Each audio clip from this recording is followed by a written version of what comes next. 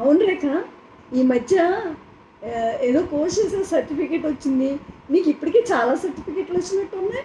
అవునబ్బా, చాలా సర్టిఫికేట్స్ వచ్చాయి. అలాగా మెనీ సర్టిఫికేట్స్ ఐ హ్యావ్. ఓ అవన్నీ ఏం చేసుకుంటావు రేఖ? మరి వాటిని ఇలా ఫ్రేమ్ కట్టించి ఇల్లంతా పెట్టుకుంటే చాలా, నీ ఫ్రేమ్లు ఇల్లంతా నిండిపోతుంది అనుకుంటానే. Exactly, but who is interested అమ్మా? Nobody is interested. నా సన్ ఏం చెప్పినాడు, I tell you this thing.